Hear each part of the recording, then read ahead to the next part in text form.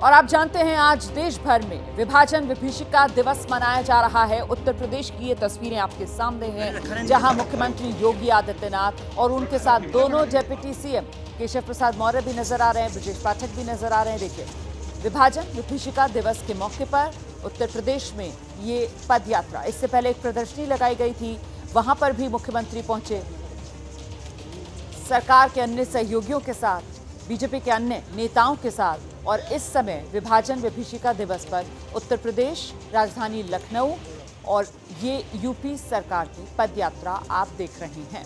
खुद मुख्यमंत्री योगी आदित्यनाथ इसकी अगुवाई करते हुए नजर आ रहे हैं।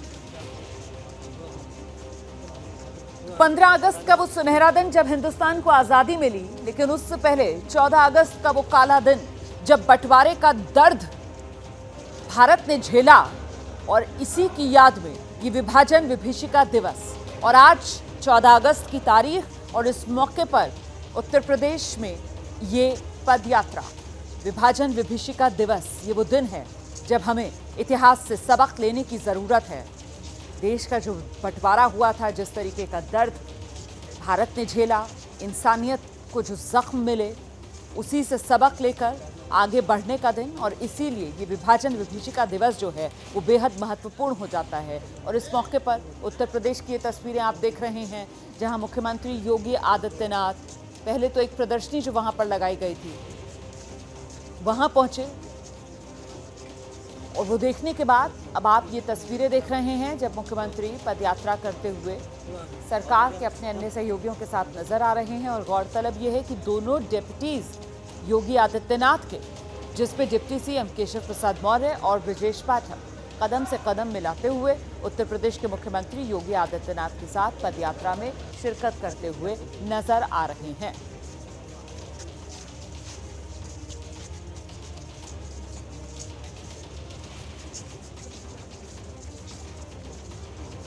तो मुख्यमंत्री और दोनों डिप्टी सीएम नजर आ रहे हैं, बीजेपी के अन्य कद्दावर नेता नजर आ रहे हैं। आप देख सकते हैं इन तस्वीरों में विभाजन विभीषिका दिवस देश भर में आज मनाया जा रहा है। और इस मौके पर उत्तर प्रदेश से ये तस्वीरें जो सामने आई हैं, यहां पर खुद योगी आदित्यनाथ नेतृत्व करते हुए नजर आ रहे हैं। आज इसी तरीके की तस्वीरें देश भर से देखने के लिए मिलेंगी। फिलहाल यूपी की ये तस्वीरें आप देख रहे हैं। मोदी सरकार की तरफ से विभाजन विभीषिका दिवस, इसकी शुरुआत की गई ताकि इतिहास से सबक लिया जा सके। और जो बंटवारे का दर्द देश को झेलना पड़ा, जो जख्म देश के सीने पर लगे, उसे हम कभी भूले नहीं।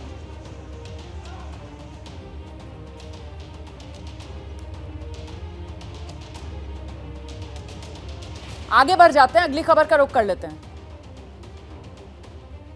और जो अगली बड़ी खबर है वो कोलकाता से आ रही है, जहां सरकारी अस्पताल में रेप के बाद डॉक्टर की बेरहमी से जो हत्या हुई थी, इस मामले की आप जानते हैं कल अदालत के आदेश के बाद सीबीआई को जांच सौंपी गई है। और सीबीआई आज कोलकाता पहुंच गई, जांच शुरू हो गई। सुबह सुबह सीबीआई की टीम कोलकाता पहुंची। कोलकाता पुलिस से सीबीआई ने केस डायरी ली और जांच शुरू कर दी है। ये इस वक्त की बड़ी खबर, ब्रेकिंग न्यूज आपको बता रहे हैं। आज सुबह सीबीआई की टीम कोलकाता पहुंच गई है। सीबीआई ने केस की जांच अपने हाथ में ले ली है। बंगाल पुलिस से जो केस डायरी इस पूरे मामले से रिलेटेड, वो सीबीआई की टीम ने ले ली है। और अब सीबीआई नए सिरे से इस पूरे मामले में जांच में जुटी है। ये वो तस्वीरें आपके सामने जिस समय सीबीआई की टीम कोलकाता पहुंची। कल ही हाईकोर्ट की तरफ से आदेश के बाद ये जांच सीबीआई को सौंपी गई। इससे पहले इस पूरे मामले को लेकर डॉक्टर्स आक्रोशित थे। देश भर के डॉक्टर्स मांग कर रहे थे इस मामले की सीबीआई जांच करवाई जाए। सियासी तौर पर पश्चिम बंगाल सरकार, ममता बनर्जी सरकार की घेराबंदी की जा रही थी। विपक्ष की तरफ से जो वहां बीजेपी है पश्चिम बंगाल में, उसकी तरफ से मांग की जा रही थी कि मामले की जांच सीबीआई को सौंपी जाए। खुद ममता बनर्जी की तरफ से रविवार तक का समय बंगाल पुलिस को दिया गया था कि अगर रविवार तक बंगाल पुलिस सही से जांच नहीं करेगी, जांच मुकम्मल नहीं करेगी, तो फिर मामला सीबीआई को सौंप दिया जाएगा। लेकिन उससे पहले ही जिस तरीके से बंगाल में नेता विपक्ष शुभेंदु अधिकारी की तरफ से हाईकोर्ट में याचिका दाखिल की गई, और उसी मामले पर कल हाईकोर्ट ने आदेश दे दिया सीबीआई जांच का। तो सीबीआई अब नए सिरे से पूरी घटना की जांच करेगी। सीबीआई की फोरेंसिक टीम भी आरजीकर अस्पताल जाएगी और सबूत इकट्ठा करेगी। इसके अलावा आपको मैं बड़ी जानकारी देने जा रही हूं। सीबीआई अस्पताल का जो स्टाफ है, अभी तक जो जांच अधिकारी रहे हैं इस मामले में, जो पोस्टमार्टम करने वाले डॉक्टर्स हैं, उन सब के बयान दर्ज करेगी। गिरफ्तार आरोपी, उससे भी पूछताछ की जाएगी। तो सीबीआई कैसे अपनी जांच बढ़ाएगी, इसी का ब्यौरा मैं आपके सामने रख रही हूं। फोरेंसिक टीम आरजीकर अस्पताल जाकर सबूत इकट्ठा करेगी और सीबीआई जो है वो अस्पताल के स्टाफ से लेकर अभी तक इस मामले में जांच अधिकारी से लेकर पोस्टमार्टम करने वाले डॉक्टर्स की टीम से लेकर जो आरोपी है उस सब से पूछताछ की जाएगी, सबके बयान दर्ज किए जाएंगे। ये इस वक्त की बड़ी खबर है। मैं सीधे आपको लेकर चलती हूँ, हमारे साथ हमारे दो सहयोगी इस वक्त मौजूद हैं। वरुण जैन आप देख रहे हैं दिल्ली से हमारे साथ मौजूद है, रविकांत कोलकाता से हमारे साथ मौजूद हैं, निधि श्री भी दिल्ली से हमारे साथ जुड़ गई हैं, शशांक पटना एम्स अस्पताल से हमारे साथ मौजूद हैं। तो सबसे पहले वरुण के पास आपको लेकर चलते हैं और ये सीबीआई की टीम ने जिस तरीके से केस में जांच टेक ओवर की है उसको लेकर अभी का बड़ा अपडेट जरा बताइए दर्शकों को वरुण। देखिए बिल्कुल सबसे बड़ा अपडेट यही है कि राजधानी दिल्ली से जो सीबीआई की टीम है वो फॉरेंसिक एक्सपर्ट के साथ कोलकाता पहुंच गई है। कुछ ही देर में मौका वारदात पर जो सीबीआई की टीम है फॉरेंसिक टीम के साथ पहुंचेगी और जो सबसे पहला कदम होगा वो मौका वारदात से फॉरेंसिक एविडेंस को उठाना। उसके बाद सीबीआई जो अस्पताल के कर्मचारी है, जो दूसरे कलीग डॉक्टर्स हैं, दोस्त हैं, परिवार के लोग हैं और मौका वारदात पर सबसे पहले पहुँचने वाले जो लोग हैं, इन सभी के बयान दर्ज करके जो पूरा सीक्वेंस ऑफ इवेंट है उसको कनेक्ट करेगी। क्योंकि सीबीआई को शक है कि जिस तरीके से केस डायरी उनको मिली है इस पूरी वारदात में एक से ज्यादा लोग शामिल हो सकते हैं। इसलिए सीबीआई की जो जांच का एंगल है वो इसी दिशा में है कि क्या वाकई में इसे किसी एक शख्स ने वारदात को अंजाम दिया या उसके साथ उसके कोई और दोस्त, यार या कोई और उसका साथी भी शामिल था। सीबीआई के सूत्र इस बात की जानकारी दे रहे हैं 1 से 2 दिन इस प्रोसीजर में लगेगा। उसके बाद कोर्ट का ऑर्डर लेकर जो आरोपी है उसको पुलिस अपनी कस्टडी में लेगी, उसके बयान दर्ज कर उसके बाद इन सभी कड़ियों को आपस में जोड़ा जाएगा। तो इसलिए सीबीआई का आज सबसे पहला कदम होगा मौका वारदात पर पहुंचकर फॉरेंसिक एविडेंस को उठाना और जो सीक्वेंस है पूरा उसको आपस में कनेक्ट करना। जी रहिए मेरे साथ वरुण जैन, मैं लौटूंगी आपके पास। हम अपने अन्य सहयोगियों का रुख करते हैं, दिल्ली आपको लेकर चलेंगे निधि के पास। निधि, जो फोडा है उसकी तरफ से तो जो हड़ताल है रेजिडेंट डॉक्टर्स की वो वापस ले ली गई है, लेकिन अभी भी कुछ डॉक्टर्स के संगठन जो हड़ताल पर डटे हुए हैं। आप कहां पर मौजूद हैं जरा बताइए। आपके पीछे मुझे डॉक्टर्स नजर आ रहे हैं, क्या कह रहे हैं?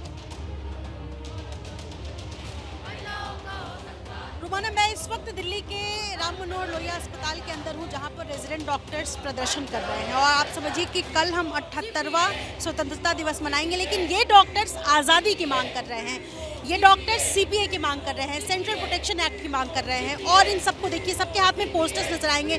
सबसे पहले मैं इन पोस्टर्स को दिखा दूँ क्योंकि लगातार जब से कोलकाता में जो घटना हुई, विभत्स घटना, उसके बाद से ये डॉक्टर्स डिमांड कर रहे हैं कि हमको सेंट्रल प्रोटेक्शन एक्ट मिले और पीड़िता को न्याय मिले। ये सभी आज़ादी की मांग कर रहे हैं। सुनिए जरा, आप लोग आज आज़ादी की मांग कर रही हैं और सेंट्रल प्रोटेक्शन एक्ट को लेकर के क्या आश्वासन चाहिए? देखिए, दो चीज़ें हैं, हमें चाहिए खौफ से आज़ादी और तुम हमें सेफ्टी दो, हम तुम्हें सर्विस देंगे। हमारी ये दो मांग है। तो मतलब एक मांग जो थी सीबीआई से, तो वो सीबीआई वाली मांग हमारी थैंक्स टू हाई कोर्ट उन्होंने पूरी की है। सरकार ने अभी तक कुछ भी नहीं किया है, तो सरकार आ गया है।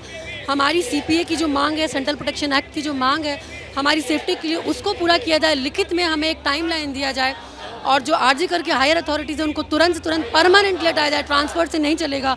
और पीड़िता के परिवार को कम से कम 1 करोड़ का मतलब कॉम्पनसेशन मिलना ही चाहिए। फोडा की तरफ से जो कॉल ऑफ किया गया स्ट्राइक, फोडा की तरफ से कॉल ऑफ से आप लोग संतुष्ट नहीं? देखिए, अभी तक हमारे पास रिटर्न में कुछ नहीं आया है। जब तक सरकार हमें रिटर्न में नहीं देती तब तक हम नहीं रुकेंगे, क्योंकि 2019 में भी ऐसा ही हुआ था। सरकार सिविल प्रोटेक्शन एक्ट लेके आई थी, लेकिन क्या हुआ, वो पीछे रख दिया गया है। जब तक हमारे पास कोई एश्योरेंस नहीं होता तब तक हम ये स्ट्राइक कंटिन्यू रखेंगे। कोई भी एश्योरेंस मिलने तक आप लोग ऐसे ही स्ट्राइक करेंगे? आप आगे आइए जी। स्ट्राइक कंटिन्यू रखेंगे कब तक? हाँ, स्ट्राइक कंटिन्यू रखेंगे जब तक हमें रिटर्न में कुछ भी नहीं मिलेगा। अभी तक जो सीपीए बिल है कभी भी टेबल पर नहीं आया है पार्लियामेंट में, वो बिल को टेबल पे आना चाहिए, पास होना चाहिए। उसमें बहुत सारे पॉइंट्स हैं डॉक्टर्स की सेफ्टी के लिए। आई वुड रिक्वेस्ट अपनी सरकार से कि उस बिल को टेबल पे लाएं। मैं समझना चाहती हूँ, महिला हो पुरुष हो कोई भी डॉक्टर्स हो, किस तरीके की दिक्कतें आती हैं और आखिरकार केंद्रीय स्वास्थ्य मंत्री से मुलाकात के बाद भी आप लोग संतुष्ट क्यों नहीं है? कितनी महफूज हैं महिलाएं या पुरुष जो भी डॉक्टर्स हैं संस्थान के अंदर? मैम, बहुत सारी दिक्कतें आती हैं। एक तो हमारी ड्यूटी आवर्स फिक्स नहीं होते, हमारी नाइट ड्यूटीज़ होती है, हमारी 24 आवर 36 आवर्स ड्यूटीज़ चलती है। अगर आप देखेंगे तो इतनी ज़्यादा इंफ्रास्ट्रक्चर फैसिलिटीज़ भी नहीं होती, समटाइम वॉशरूम्स भी अवेलेबल नहीं होते हैं। एंड ऊपर से यू डोंट नो कि किस टाइप के पेशेंट आ रहे हैं हॉस्पिटल में। We have to treat everyone, चाहे वो कोई भी हो। हम सबको ट्रीट करना पड़ता है, तो we do not know the mindset of the person that way. और also we are dealing with very sick patients, हम एक बहुत क्रिटिकल मैटर डील करते हैं, तो patient party get educated all.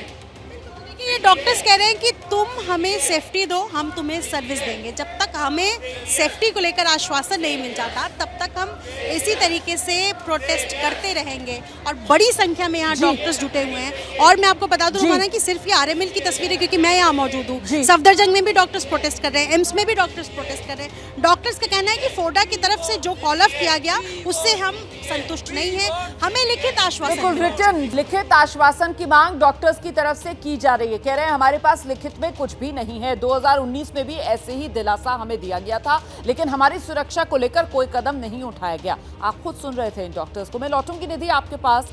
देखिए, कल स्वास्थ्य मंत्री से हड़ताली डॉक्टर्स के संगठन की मुलाकात हुई और बड़ी खबर ये कि फोडा जो है यानी federation of resident doctors association, उसने हड़ताल वापस लेने का ऐलान कर दिया। लेकिन वहीं एक दूसरा संगठन है फाइमा यानी federation of all India medical association, उसने हड़ताल बरकरार रखने की बात की है।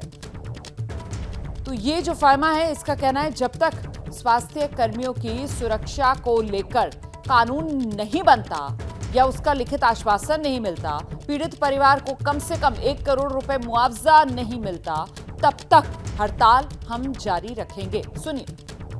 मंत्री जी ने सबसे पहले घटना का संज्ञान लेते हुए घटना की कड़ी निंदा करी। उन्होंने हमें ये आश्वस्त किया कि वो डॉक्टर्स को सेफ वर्किंग एनवायरनमेंट देंगे। उन्होंने हमें सारी जो डिमांड्स हैं उसमें एक टाइम बाउंड मैनर में एश्योरेंस दी है कि उसको एड्रेस करा जाएगा। हमारी क्योंकि सारी जो मांगें थीं, जैसा हमारी प्रेस रिलीज़ में था, उनको अभी मांग लिया गया है। एज अ संस्था जो हमारी फोडा है, हम लोग की सारी डिमांड्स मानने की वजह से हम ये स्ट्राइक को अब विराम देंगे, हम इसे कॉल ऑफ करेंगे। हम इस बारी अटल हैं, अडिग हैं कि हम central protection act for health care workers लाके रहेंगे। हमारे तमाम आरडीएस जो हमसे एसोसिएटेड हैं, स्ट्राइक पे हैं। एम्स दिल्ली, सफदरजंग, आरएमएल, सारे दिल्ली के बड़े अस्पताल एवं अन्य कई अस्पताल दिल्ली के और भारतवर्ष के, चाहे वो कर्नाटक हो, केरला हो, तेलंगाना हो, जिपमर पांडिचेरी हो, एम्स ऋषिकेश हो, ये सारे अस्पताल में सारी सुविधाएं बंद रहेंगी। वहां पर स्ट्राइक होगा। एक बार फिर से आपको ग्राउंड पर लेकर चलेंगे। शशांक पटना से इस वक्त हमारे साथ मौजूद है, पटना एम्स में वो मौजूद है और जरा उनसे जानते हैं वहां पर आज क्या तस्वीर है। शशांक, आज भी यहाँ पे प्रदर्शन जारी है। जो रेजिडेंट डॉक्टर्स हैं उन लोगों ने ओपीडी सेवा बहिष्कार का आह्वान किया है और अभी परिसर में ही मार्च निकाल रहे हैं। हम उन लोगों से बात भी करेंगे। वैसे सीबीआई जांच में जुट गई है, लेकिन ये लोग संतुष्ट नहीं हैं। जो घटना हुई कोलकाता में, सीबीआई जांच तो शुरू हो गई, आप लोग संतुष्ट हैं इससे या नहीं? ये भी तो मांग थी आप लोगों की। जी नहीं, ये हमारी एक मांग थी, लेकिन हमारी एक और मांग जो है वो सेंट्रल प्रोटेक्शन एक्ट भी है कि एक औरत के अगेंस्ट तो जो भी क्राइम हुआ है, बट एक डॉक्टर के अगेंस्ट भी हुआ है, तो हमारी ये मांगे वो भी है। आप लोग डरी हुई हैं इस घटना के बाद से? क्या खुद को असुरक्षित महसूस कर रही हैं? जी, बहुत ज़्यादा असुरक्षित महसूस कर रहे हैं। और क्योंकि हम औरतें हैं, ऐसा नहीं है कि इस इंसिडेंट के बाद ही हम महसूस कर रहे हैं, हम हमेशा से ऐसा महसूस करते हैं, ना सिर्फ कैंपस में, इवन कैंपस के बाहर हमारे घर में। और क्योंकि ये कैंपस के अंदर ऐसी घटनाएं, हॉस्पिटल के अंदर घटनाएं जो एक सेफ स्पेस माना जाता है हमारे लिए कि चलो हम अगर अस्पताल में काम करें, यहाँ हमारे साथ कुछ नहीं हो सकता, अगर वहाँ हो सकता है तो फिर हम कहीं भी। और भी हमारे साथ हैं, उन लोगों से बात करेंगे। आप लोग का प्रदर्शन आज भी जारी है, ओपीडी सेवा बहिष्कार का आह्वान किया गया, लेकिन इससे मरीजों को भी दिक्कत हो रही है। सॉरी, वापस बोलिए। मरीजों को दिक्कत हो रही है हड़ताल के कारण। देखिए, हमारा कोई इंटेंशन नहीं है कि मरीज़ों को कोई भी दुख पहुंचाए। हमारी तरफ से अस्पताल में इमरजेंसी सर्विसेज भी जारी हैं। हमारे पेशेंट्स जो अभी तक एडमिटेड हैं, हम हर सुबह जाके उन पेशेंट्स को देख के आ रहे हैं। हम ऐसा उनको किसी हालत में छोड़ के नहीं आ रहे हैं। देखिए, हमारे साथ और भी डॉक्टर्स हैं।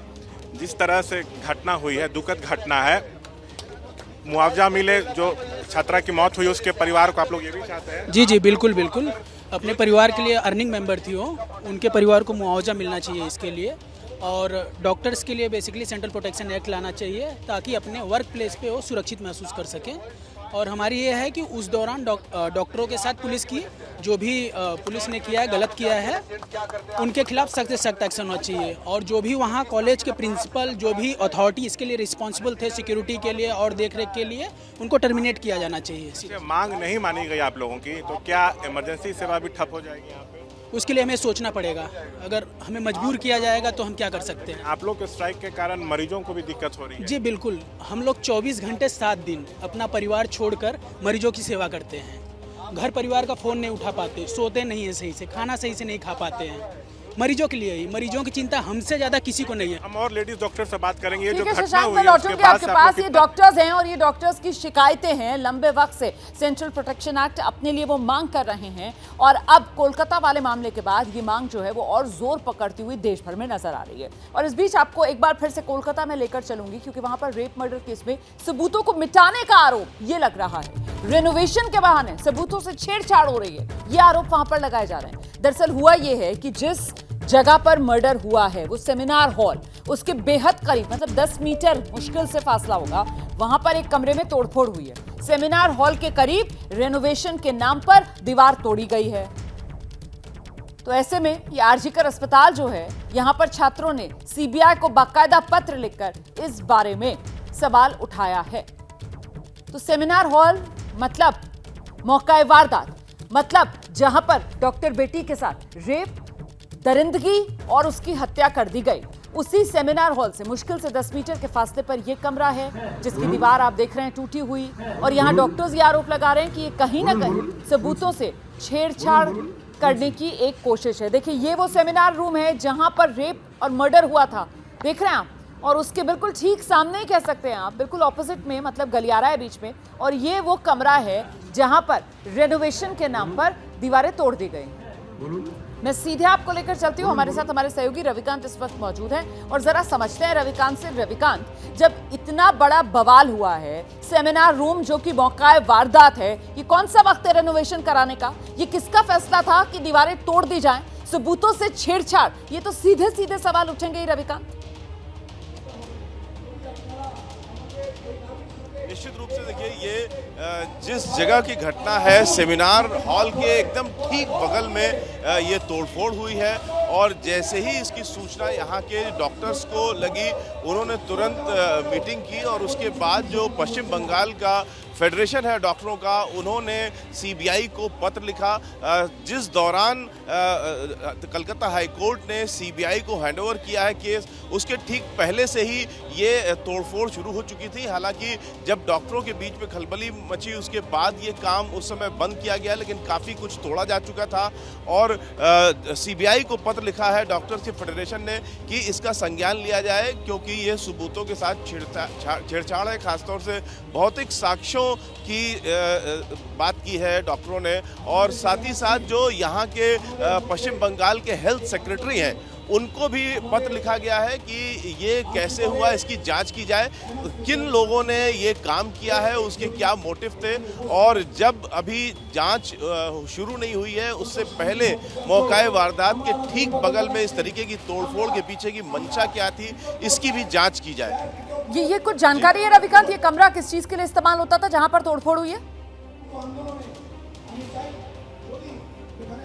देखिए, ये जनरल वार्ड्स आसपास थे और ये एक जनरल वार्ड की तरीके से इस्तेमाल होता था और यहाँ पर मरीज रहा करते थे, लेकिन उस दौरान इसे खाली करा लिया गया था और वहाँ पर तोड़फोड़ हो रही थी। तो ये एक्टिव जगह थी जहाँ पर काफ़ी आवाजाही होती थी लोगों की, और ऐसी जगह पर तोड़फोड़ का क्या इरादा था, ये जांच की मांग की है डॉक्टरों ने। बहुत शुक्रिया रविकांत आपका इस तमाम जानकारी के लिए। वरुण जैन, निधि, शशांक, आप सभी का बहुत शुक्रिया। तो कुल मिलाकर ये ताज़ा मामला कोलकाता में, मतलब जो मौका वारदात है वो सेमिनार रूम अस्पताल के भीतर, आपने देखा बिल्कुल उसके ठीक सामने वाला गलियारे के सामने जो कमरा है वहां पर तोड़फोड़ कर दी। तो ऐसे में सवाल तो उठेंगे ही ना कि क्या ये सबूतों के साथ किसी तरीके की कोई छेड़छाड़ तो नहीं है। कुल मिलाकर अब सीबीआई ने केस अपने हाथ में ले लिया है, जांच शुरू हो गई और देखना यह होगा कि इस जांच की आंच की जद में कौन कौन आएगा। देखिए, कन्नौज रेप केस पर बड़ी खबर आ रही है, आरोपी पर रेप की धारा जोड़ेगी पुलिस, ये जानकारी सामने आ रही है। दरअसल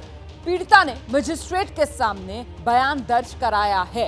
नौकरी के नाम पर मेरे साथ रेप हुआ, ये मजिस्ट्रेट के सामने पीड़िता ने बयान दिया है। कल तक इस मामले में रेप की कोशिश की बात की जा रही थी, लेकिन अब मजिस्ट्रेट के सामने पीड़िता ने बाकायदा रेप होने का बयान दर्ज करा दिया है।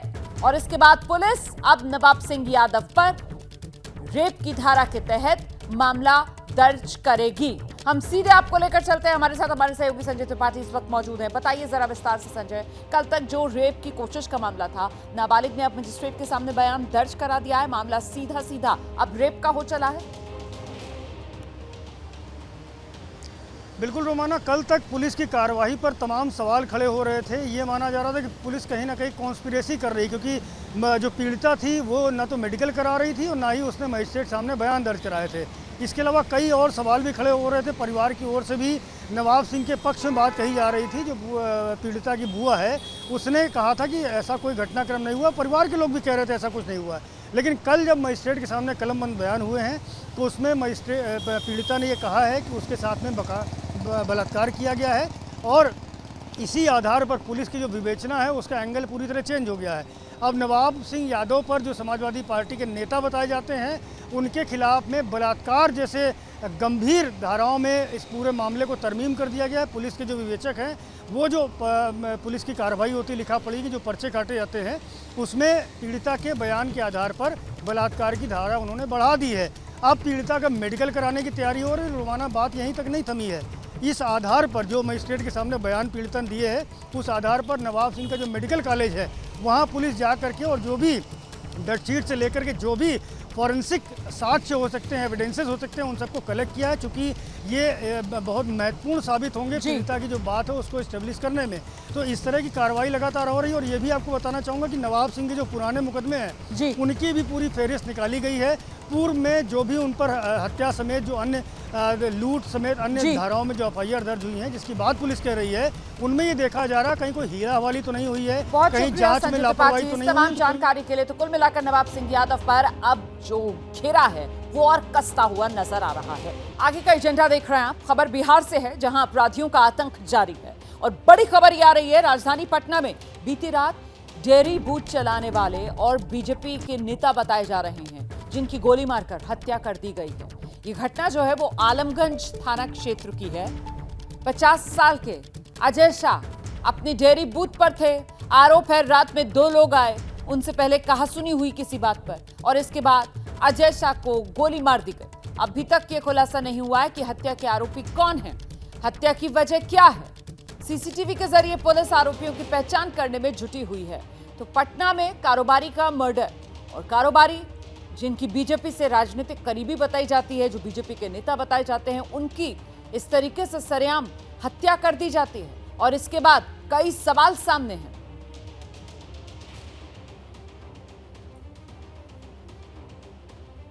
10 बजे के आसपास पुलिस को सूचना मिली कि बजरंग आलमगंज में होता है, उधर एक दुकानदार को गोली मार दिया गया है। पुलिस तुरंत घटनास्थल पर पहुंचकर उसकी जांच शुरू किया गया है। इससे अभी तक पता चल रहा है कि जो विक्टिम है उसको गोली जो लगा है उसका मृत्यु हो गई है।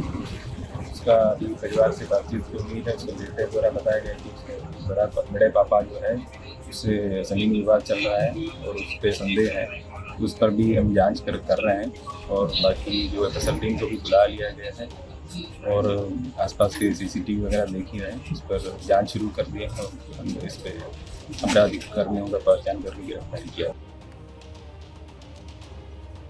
सीधे आपको ग्राउंड पर लेकर चलेंगे। हमारे साथ पटना से हमारे सहयोगी आर्यन आनंद इस वक्त मौजूद हैं और जरा जानते हैं आर्यन आनंद से, बीती रात की ये वारदात है और अब तक क्या पुलिस के हाथ कोई सुराग लग पाया? जिस जगह पर इस वारदात को अंजाम दिया गया वहां पर कोई सीसीटीवी फुटेज जिसे खंगाला जा रहा है, जिसके जरिए सबूत और आरोपियों तक पहुंचने की कोशिश की जा रही है? आर्यन,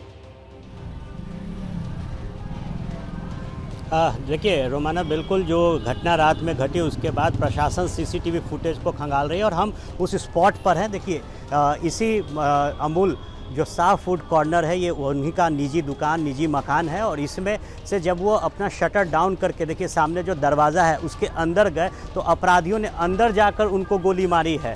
हम चाहेंगे अंदर की भी तस्वीर दिखाए। अब तक जो प्रशासन है उनके हाथ कोई भी सुराग नहीं लगा है। हालांकि सीसीटीवी फुटेजेस जो है वो प्रशासन द्वारा खंगाले जा रहे हैं और देखिए इसी जगह पर अंदर जो है गोली जो है वो मारी गई है और देखिए जो खून के धब्बे हैं, वो जो छींटे हैं, वो यहाँ पर साफ गवाही दे रहे हैं कि किस तरीके से इसको अंजाम दिया गया है। ये इनका मकान और देखिए ये स्कूटी लगी हुई है खुद जो परिजन है वो भी दिखा रहे हैं। देखिए किस तरीके से स्कूटी पर जो खून के दाग हैं वो नज़र आ रहे हैं। यहाँ पर भी कुछ जो छींटे हैं खून के वो देखे जा जाते हैं। हम कितने लोग थे, कोई आइडिया? कोई भी नहीं था यहाँ पे। कोई भी नहीं था? नहीं। आप लोग कहाँ गए हुए थे? हम लोग घर पे नहीं है ना, मतलब नीचे वो शॉप पे अकेले थे और ऊपर आंटी थी। तो किस चीज़ के लिए झगड़ा हुआ? क्या दुकान वो बंद करके जा रहे थे या फिर कुछ न झगड़ा लगा, कुछ नहीं हुआ, कुछ ना हुआ। हम लोग तो आए रात में, कुछ झगड़ा लगा कोई नहीं। खाना खा के नीचे उतर गए किए। दुकान बंद था? नहीं, दुकान खुला है। दुकान देखिए ना कितना खून गिरा है। दुकान 4 गोली चेस्ट पे मारा गया है, 1 गोली सर पे और 1 गोली इधर जबड़े पे।